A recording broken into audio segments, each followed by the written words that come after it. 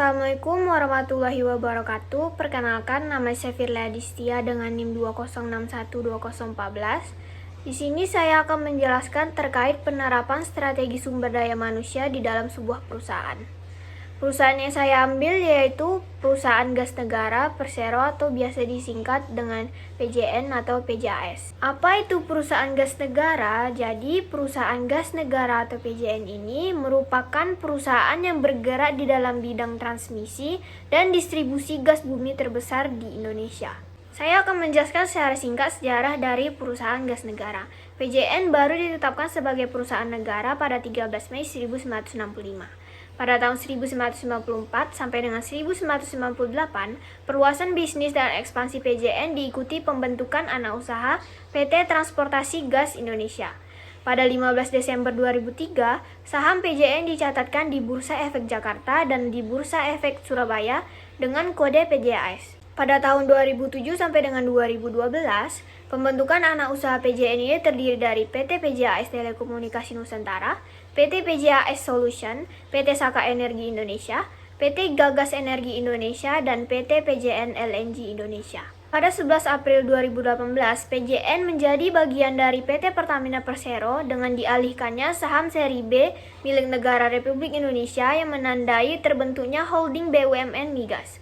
Selanjutnya, pada 28 Desember 2018, PJN resmi menjadi subholding gas dengan pengambil alihan 51% saham milik PT Pertamina Persero pada PT Pertamina Gas. Di dalam teknologi, operasi PJN didukung oleh berbagai teknologi informasi yang canggih dan handal untuk memastikan gas yang disalurkan terjaga kuantitasnya dan kualitasnya. Di antaranya adalah yang pertama ada SIP Gas, yaitu Sistem Informasi Penyaluran Gas. Yang kedua ada DAVID, validasi penggunaan energi harian untuk penagihan online.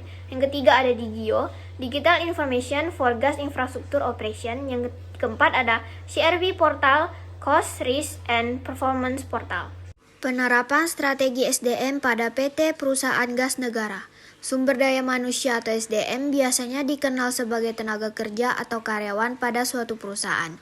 Sumber daya manusia menjadi motor penggerak dari serangkaian kegiatan yang dilakukan di perusahaan.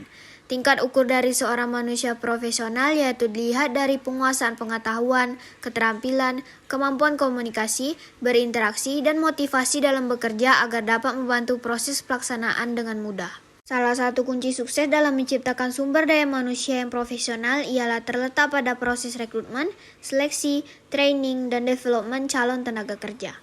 Pembangunan insan karyawan PJN.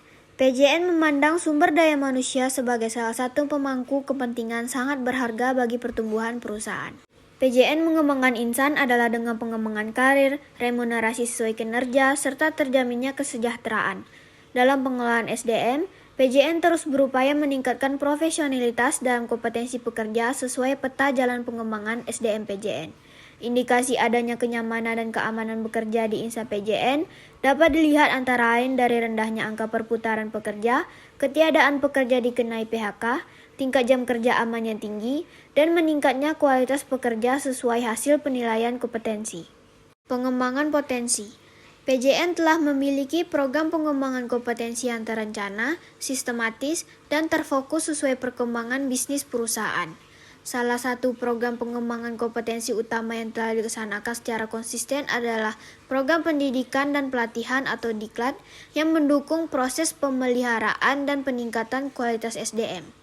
PJN mengalokasikan rata-rata 6 Mondays pelatihan untuk setiap pekerja guna mendukung pengembangan maupun pemenuhan atas gap kompetensi pekerja.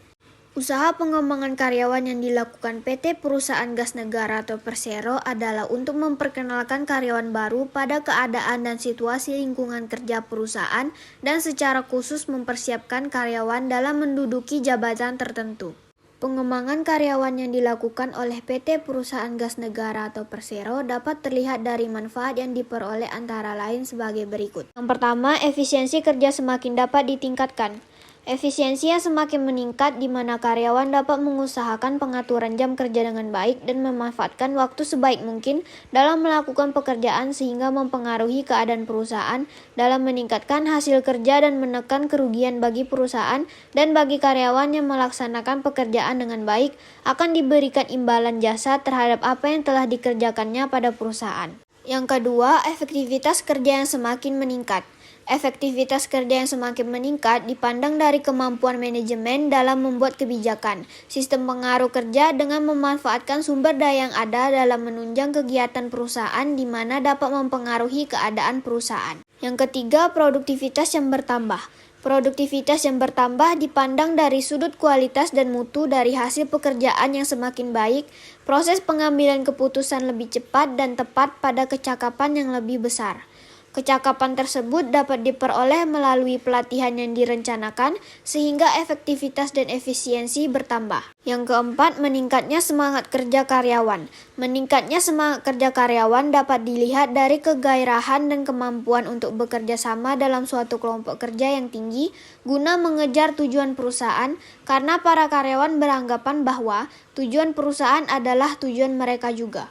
Yang kelima, berkurangnya pengawasan. Pengawasan yang ketat tidak hanya merupakan suatu tekanan pada waktu dan kecakapan pengawas, tetapi juga tekanan pada perasaan karyawan karena sedikit orang yang suka diawasi dengan ketat. Apabila karyawan pada perusahaan ini telah memperoleh kecakapan yang diperlukan, maka ia berhak atas pengawasan yang kurang ketat sepanjang perilaku karyawan dan lingkungan perusahaan mengizinkan kebebasan tersebut. Dan yang keenam, stabilitas dan fleksibilitas karyawan yang bertambah. Karyawan pada perusahaan ini yang memperoleh latihan masih dapat menyelesaikan pekerjaan secara memuaskan meskipun ia dipindahkan ke bagian lain secara tetap atau sementara mengganti karyawan yang tidak hadir. Sekian penjelasan saya terkait penerapan strategi sumber daya manusia pada perusahaan gas negara Persero Tbk. Dengan demikian saya tutup dengan wabillahi taufiq wal hidayah. Wassalamualaikum warahmatullahi wabarakatuh.